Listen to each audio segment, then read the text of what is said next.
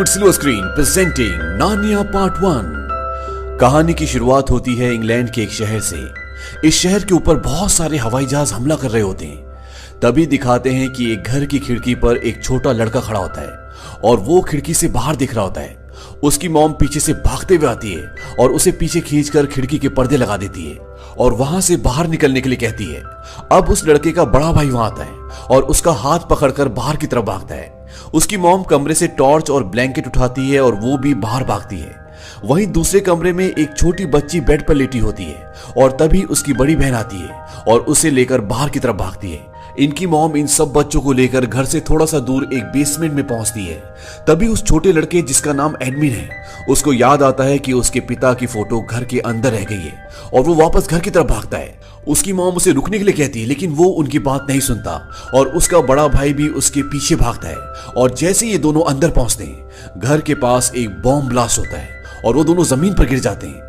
फिर वो दोनों भाई अपने पिता की फोटो लेकर वापस बेसमेंट में पहुंचते हैं। तब उसका बड़ा भाई जिसका नाम पीटर है, अपने छोटे भाई को डांटता है कि तुम बड़ों की बात मानना कब सीखोगे, और उनकी मॉम अपने छोटे बेटे को गले से लगा लेती है।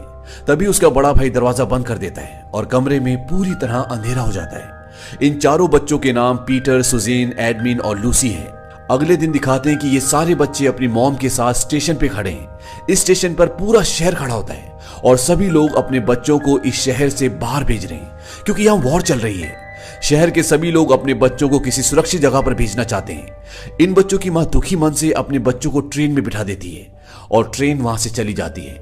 और कुछ टाइम के बाद ये चारों बच्चे एक स्टेशन पर उतरते हैं। सुजैन बोलते हैं कि प्रोफेसर जानते थे कि हम आने वाले हैं, तो अभी तक हमें कोई लेने क्यों नहीं आया।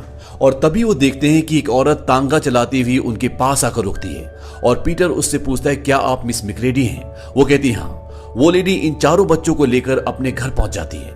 ये घर बहुत बड़ा होता है।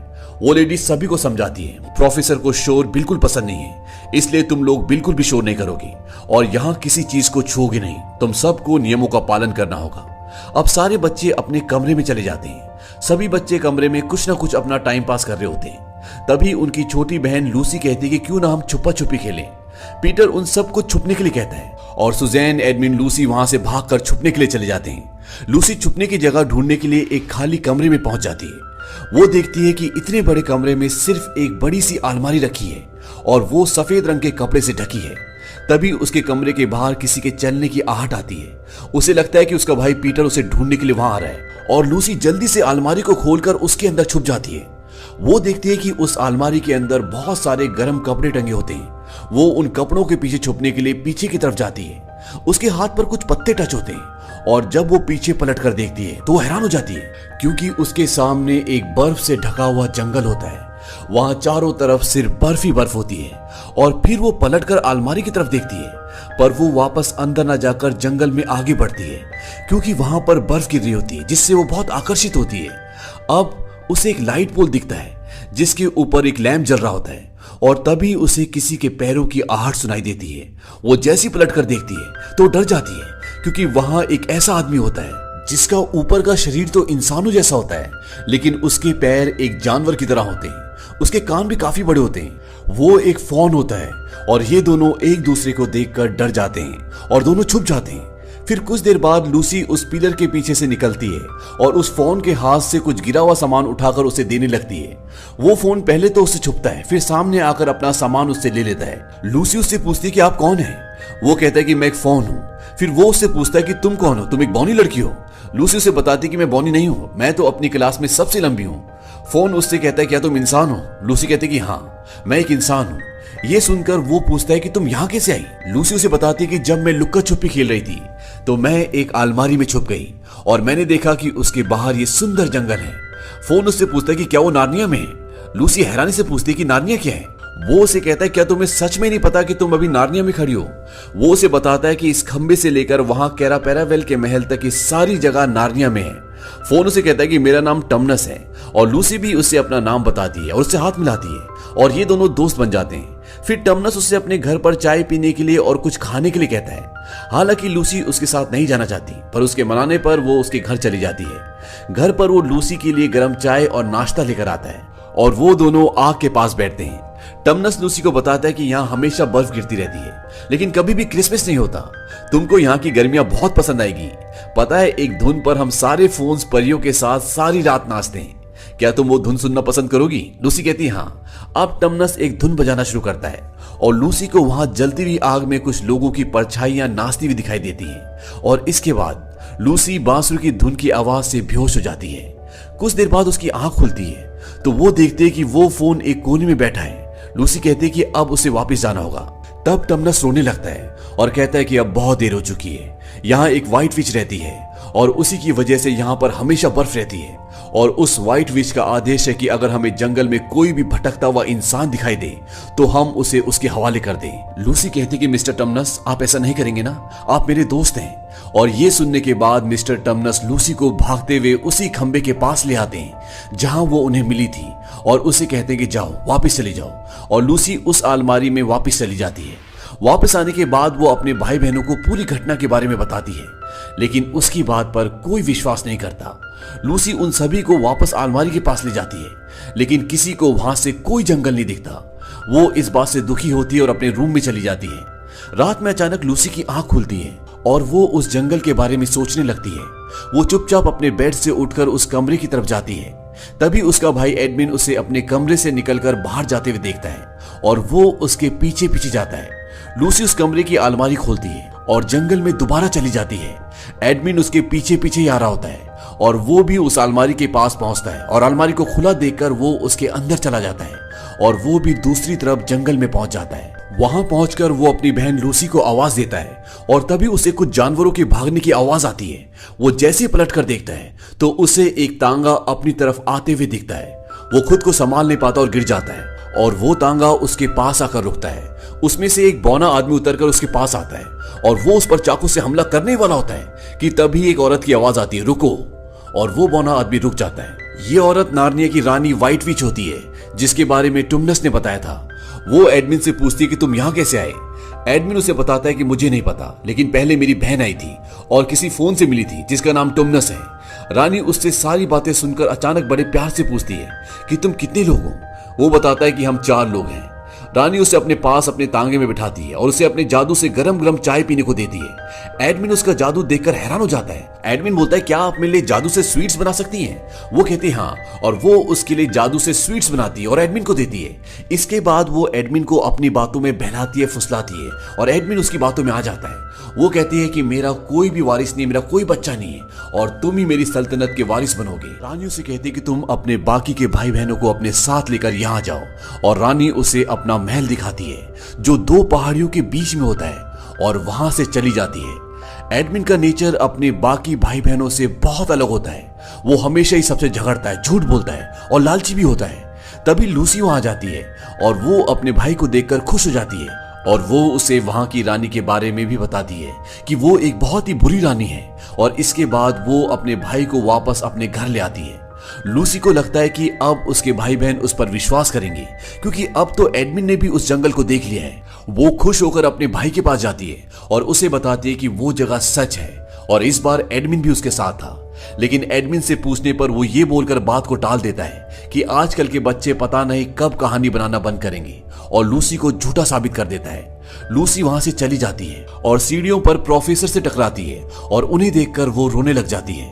तभी मिस मिक्रेडी शोर सुनकर बाहर आती है और प्रोफेसर लूसी को उसके साथ हॉट चॉकलेट खाने के लिए भेज देते हैं। इसके बाद प्रोफेसर उसके भाई बहन के पास जाते हैं और सुजैन उनको बताती है कि लूसी डर गई है और उसे लगता है कि कमरे में जो अलमारी है उसके अंदर एक जंगल है।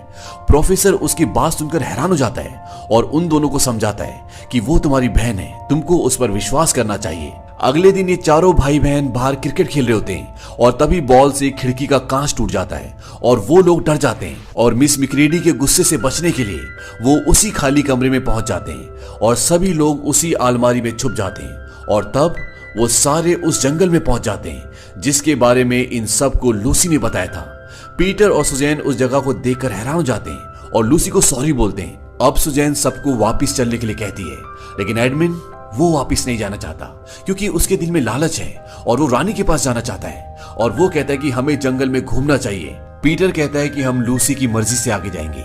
इस बात से लूसी खुश हो जाती है और वो इन सबको मिस्टर टुमनस से मिलवाने ले जाती है। पर टुमनस के घर पहुंचने के बाद वो देखते हैं कि वहां पर टुमनस नहीं होता और उन्हें दीवार पर लगा हुआ एक नोट दिखता है जिस पर लिखा होता है कि टुमनस पर नार्निया की महारानी जेडिस के खिलाफ गद्दारी करने का आरोप है। उसने इंसानों से दोस्ती की और उन्हें बचाया, इसलिए उसे गिरफ्तार किया जाता है। तब सुजैन कहते हैं कि अब तो हमें यहाँ से चलना होगा, पर लूसी कहती है कि हमें उसकी मदद करनी होगी। सुजैन समझाती है कि इंसानों से मिलने के लिए उसे गिरफ्तार किया गया है। लूसी कहती है कि वो इंसान मैं ही हूँ। तभी एडमिन कहता है कि टुमनस एक अपराधी है। अब इनको झाड़ियों के पीछे से किसी के चलने की आवाज आती है। ये सभी डर जाते हैं और तभी इनके सामने एक चूहा आता है और ये लूसी के हाथ में वो रुमाल देता है जो उसने टुमनस को दिया था और ये चूहा इन चारों को अपने घर ले जाता है। ये इंसानों की तरह बात भी कर सकता है और वो इन सबको भविष्यवाणी के बारे में बताता है जिसके हिसाब से ये चारों बच्चे नार्निया के लोगों को उस जादूगर रानी से आजादी दिलवाएंगे। और वो इन्हें असलन के बारे में भी बताता है कि वो ही नार्निया का असली राजा है और स्टोन टेबल के पास तुम्हारा इंतजार कर रहा है। चारों बच्चे पूछते हैं कि ये असलन कौन है और ये सब क्या हो रहा है। वो चूहा इनको सारी बात बताता है, असलन का वापस आना, टुमनस का गिरफ्तार होना और खुफिया पुलिस, ये सारी चीजें तुम लोगों की वजह से हो रही है। उस चूहे की वाइफ कहती है कि बहुत सालों पहले यहाँ एक भविष्यवाणी हुई थी कि आदम के 2 बेटे और ईव की 2 बेटियां व्हाइट विच को हराकर नार्निया में अमन कायम करेंगी। असलन तुम्हारी सेना तैयार कर रहा है। पीटर बोलता है कि आपको गलतफहमी हुई है और जाने लगता है, लेकिन लूसी अपने भाई को और बहन को बोलते कि ये लोग ठीक कह रहे हैं, हमें टुमनस की हेल्प करनी होगी। पर पीटर लूसी को बोलता है कि हम कुछ नहीं कर सकते और अब हमें घर जाना चाहिए। और तभी पीटर अपने छोटे भाई एडमिन को आवाज देता है, लेकिन एडमिन वहां नहीं होता क्योंकि वो व्हाइट विच के महल की तरफ जा रहा होता है। अब ये चूहा इन सब को लेकर वहां पहुंचता है तो वो देखते हैं कि एडमिन उस महल के अंदर जा रहा है। लूसी उसको आवाज देती है पर चूहा उसे समझाता है कि दुश्मन सुन लेंगे। पीटर अपने भाई को बचाने के लिए आगे की तरफ बढ़ता है, लेकिन चूहा उसे रोक लेता है और कहता है कि ये व्हाइट विच की चाल है, अगर तुम सब वहां गए तो सब मारे जाओगे। एडमिन को बचाने का अब एक ही रास्ता है और वो है असलन, वो ही तुम्हारे भाई एडमिन को बचा सकता है। दूसरी तरफ एडमिन जिस महल के अंदर जाता है वो वहां देखता है कि वहां पर बहुत बड़े बड़े स्टैचू होते हैं। ऐसा लगता है कि पूरी की पूरी सेना को किसी ने पत्थर का बना दिया है। और तभी उसका पैर एक भेड़िए के ऊपर लग जाता है और भेड़िया उसे जमीन पर गिरा देता है और उससे पूछता है कि तुम कौन हो। एडमिन उसे बताता है कि मैं रानी से मिलने आया हूँ, रानी ने मुझे बुलाया है और मैं एडम का बेटा हूँ। और ये बात सुनकर भेड़िया पीछे हट जाता है और उसे रानी के पास यानी कि व्हाइट विच के पास लेकर जाता है। व्हाइट विच उसे अकेला देखकर चिल्लाते हुए पूछती है कि तुम अपने भाई बहनों को यहाँ क्यों नहीं लाए। एडमिन डर जाता है और वो उसे बताता है कि मैंने उन्हें यहाँ लाने की पूरी कोशिश की पर वो नहीं आए और इस वक्त वो बीवर यानी कि बड़े चूहे के घर पर हैं। ये बात सुनते ही रानी का गुस्सा थोड़ा कम हो जाता है और वो कहती है फिर तो तुम्हारा यहाँ आना बिल्कुल भी बेकार नहीं हुआ। और वो अपने भेड़ियों को बीवर के घर एडमिन के भाई बहनों को मारने के लिए भेजती है और एडमिन को बंदी बना लेती है। एडमिन के भाई बहन बीवर के साथ उसके घर में होते हैं और वहां से भागने की तैयारी कर रहे होते हैं। तभी सारे भेड़िए वहां पहुंच जाते हैं और बीवर समझ जाता है कि व्हाइट विच के भेड़िए बाहर हम सबको मारने के लिए आए हैं। अब वहां पर एक गुप्त रास्ता होता है और बीवर और ये सारे के सारे उस गुप्त रास्ते से वहां से निकल जाते हैं। और जब भेड़िए अंदर आते हैं तो वहां पर उन्हें कोई भी नहीं मिलता, लेकिन वो देख लेते हैं कि ये सारे के सारे सुरंग से भाग चुके हैं। अब वहीं दूसरी तरफ ये सब जैसे सुरंग से बाहर निकलते हैं तो इन्हें वहां पर एक लोमड़ी दिखाई देती है और वो इनकी मदद करती है। वो कहती है कि तुम सब के सब पेड़ पे चढ़ जाओ क्योंकि भेड़िए इन सब को मारने के लिए आ रहे होते हैं। और वो खुद पेड़ के नीचे खड़ी हो जाती है और तभी वहां पर भेड़िए आ जाते हैं और वो लोमड़ी पर हमला कर देते हैं और उससे पूछते हैं कि कहाँ है वो इंसान के बच्चे। लोमड़ी झूठ बोल देती है कि वो सब उत्तर की तरफ गए हैं और वो सारे के सारे वहां से उसी तरफ चले जाते हैं। हालांकि लोमड़ी जख्मी हो चुकी है, लेकिन वो वहां से ये कहकर चली जाती है कि मुझे असलन के लिए औरों को भी इकट्ठा करना है। वहीं दूसरी तरफ जहां एडमिन को बंद करके रखते हैं वहां टुमनस भी होता है और जब ये दोनों आपस में बात कर रहे होते हैं इन दोनों को किसी के पैरों की आहट सुनाई देती है और ये आहट व्हाइट विच के पैरों की होती है और वो इनके सामने आ जाती है। वो एडमिन से कहते कि हमने हर तरफ देखा लेकिन तुम्हारा छोटा सा परिवार हमें कहीं नहीं दिखाई दिया और अब तुम मेरे किसी काम की नहीं हो। और वो जैसे ही उसे मारने के लिए अपनी तलवार निकालती है तो एडमिन डर जाता है और वो उसे बताता है कि बीवर ने किसी असलन का नाम लिया था और असलन का नाम सुनते ही वो हैरान हो जाती है और वो एडमिन से उस जगह का एड्रेस पूछती है जहां पर वो लोग जाने वाले होते हैं। पर वो कहता है कि मुझे नहीं मालूम, मैं वहां से पहले निकल गया था क्योंकि मुझे आपसे मिलना था। इसके बाद व्हाइट विच टुमनस को देखती है और उसे कहती है कि तुम्हें पता है कि तुम यहाँ पर क्यों हो? वो कहता है हाँ, क्योंकि मेरा मकसद नार्निया की आजादी है। व्हाइट विच कहती कि नहीं, तुम यहाँ इसलिए हो क्योंकि एडमिन ने तुम्हारी खबर मुझे दी थी, वो भी सिर्फ चॉकलेट्स की खातिर। और टुमनस बड़ी हैरानी से एडमिन की तरफ देखता है और एडमिन शर्म से अपनी आंखें झुका लेता है। दूसरी तरफ दिखाते हैं कि बीवर सबको लेकर उस तरफ निकल पड़ता है जहां असलन है। तभी उन्हें अपने पीछे एक तांगे की आवाज सुनाई देती है और सभी डर जाते हैं क्योंकि इन्हें लगता है कि ये व्हाइट विच का तांगा है और वो सब के सब एक छोटी सी गुफा में छुप जाते हैं और तांगा उस गुफा के ऊपर आके रुकता है। थोड़ी देर बाद बीवर बाहर निकलता है और सबको बाहर आने के लिए बोलता है और जब सब बाहर आते हैं तो वो देखते हैं कि वहां पर सेंटा क्लॉज होता है। सेंटा उन्हें बताता है कि तुम लोगों के आने से व्हाइट विच की ताकत कमजोर पड़ रही है। यहाँ पर 100 सालों से क्रिसमस नहीं मनाया गया, लेकिन अब धीरे धीरे सब कुछ ठीक हो जाएगा। और वो पीटर, सुजैन और लूसी को कुछ तोहफे भी देता है, ऐसे तोहफे जो युद्ध में उनके काम आएंगे। सेंटा लूसी को एक ऐसी जड़ी बूटी देते हैं जिसे वो किसी भी जख्म पे लगाएगी तो वो जख्म भर जाएगा। फिर वो सुजैन को छोटा सा इंस्ट्रूमेंट देते हैं और कहते हैं कि जब भी तुम्हें कोई मुसीबत हो तो तुम इसे बजाना और तुम तक सहायता पहुंच जाएगी। और पीटर को एक चमकती हुई तलवार देते हैं और कहते हैं कि लड़ाई में ये तुम्हारे बहुत काम आएगी। सेंटा उन्हें बताते हैं कि सर्दियां खत्म होने वाली है और सभी को मैरी क्रिसमस बोलकर वहां से निकल जाते हैं। वहां से आगे निकलने के बाद व्हाइट विच के भेड़िए भी इनका पीछा करते हैं, लेकिन ये अपनी सूझबूझ का इस्तेमाल करके नदी पार करके वहां से निकल जाते हैं। अब इनके यहाँ आने की वजह से पेड़ों पर फूल और पत्तियां निकल आए हैं और धीरे धीरे जंगल के ऊपर से बर्फ कम होने लगी है। अब यहाँ नदी के पास व्हाइट विच भी पहुंच जाती है और भेड़िए उस लोमड़ी को भी पकड़ लेते हैं जिसने उन्हें गलत रास्ता बताया था और लूसी और उसके साथियों की मदद की थी। व्हाइट विच लोमड़ी को मारने वाली होती है कि तभी एडमिन उसके बीच में आ जाता है और वो उसे बताता है कि बीवर ने स्टोन टेबल के बारे में कुछ कहा था और उसने कहा था कि वहां पर असलन की अपनी खुद की सेना है। व्हाइट विच ये बात सुनकर थोड़ा परेशान हो जाती है और लोमड़ी को अपने जादू से पत्थर का बना देती है और अपने भेड़ियों को आदेश देती है कि जाओ और सबको इकट्ठा करो। अगर असलन को जंग पसंद है तो हम जंग का जवाब जंग से देंगे। वहीं दूसरी तरफ पीटर, सुजैन, लूसी और दोनों बीवर्स असलन के पास पहुंच जाते हैं। वो सब वहां पहुंचकर एक टेंट के बाहर खड़े आदमी से कहते हैं कि हम असलन से मिलने आए हैं और तभी अंदर से एक शेर निकल कर आता है।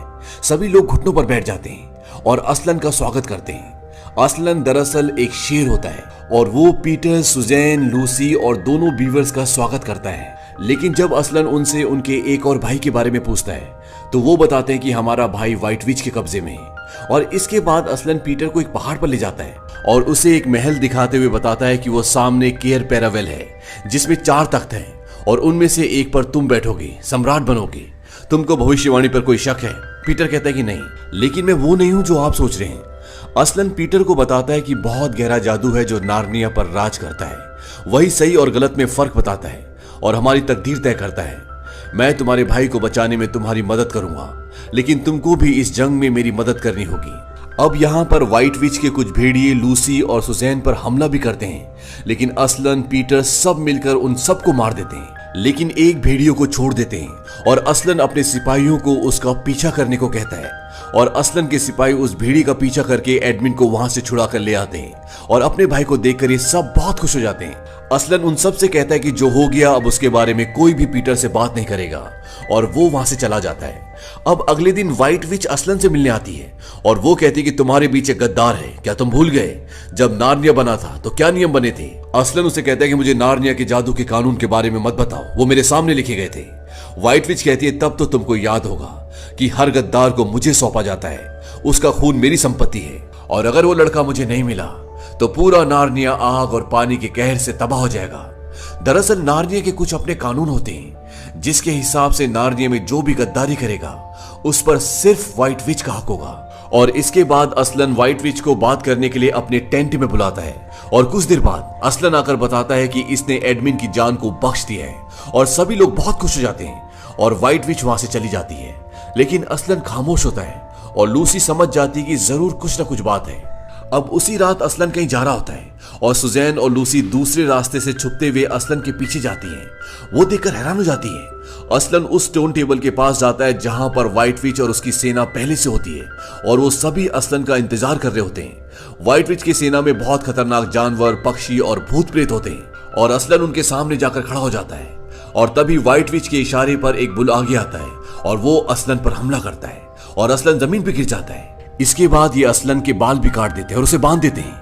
व्हाइट विच असलन को कहती है कि तुम्हें क्या लगता है कि तुम अपनी कुर्बानी देकर उस गद्दार की जान बचा लोगे? तुम ऐसा करके किसी की जिंदगी नहीं बचा सकते।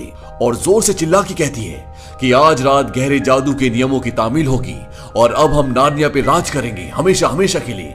और ये कहते हुए व्हाइट विच एक खंजर से असलन को मार देती है और आदेश देती है कि जंग पर निकलने की तैयारी करो, और वो अपने लोगों के साथ वहां से चली जाती है। इसके बाद लूसी और सुजैन असलन के पास आती है और लूसी अपनी उस जड़ी बूटी को उसके घाव पर डालती है जो उसे सेंटा ने दी थी, पर सुजैन उसे बताती है कि अब इससे कुछ नहीं होगा, ये हमारे बीच नहीं रहे।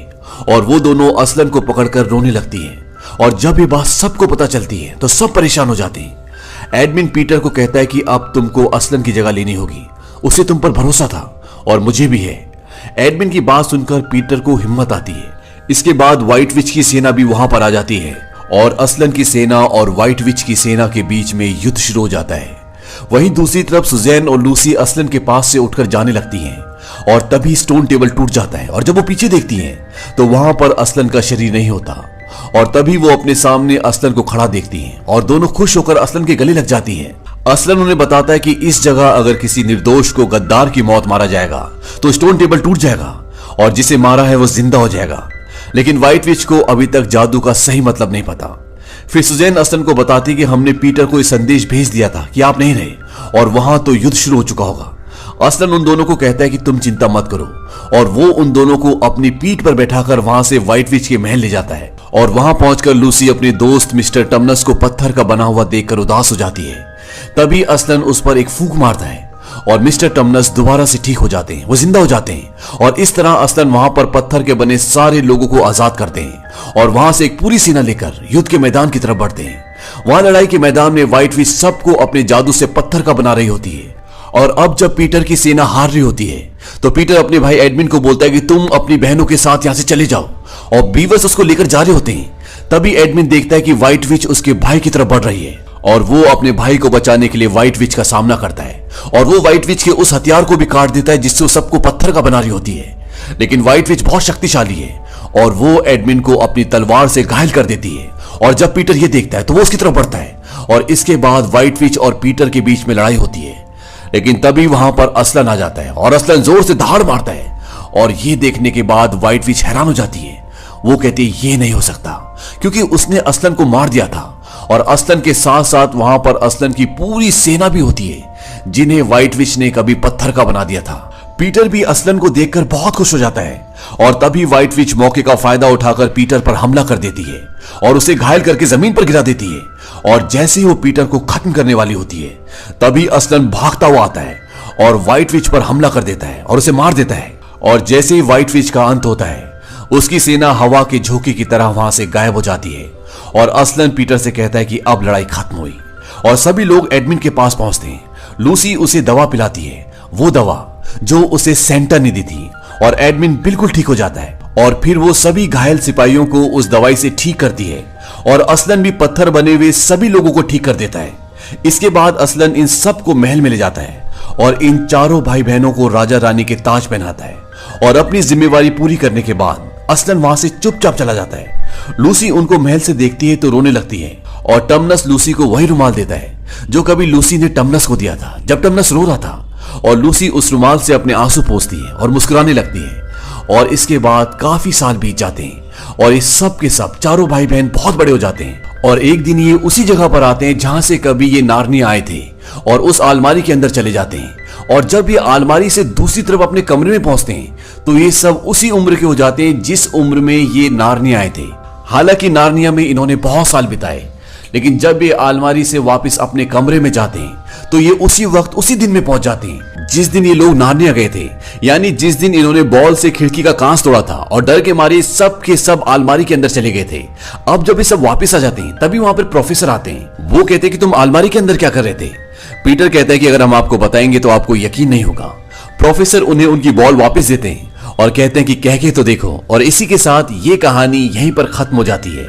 ये फिल्म सन 2005 में आई थी और ये एक बहुत ही कामयाब फिल्म थी जिसे the lion the witch and the wardrobe नाम की एक किताब पर बनाया गया था। उम्मीद करता हूं कि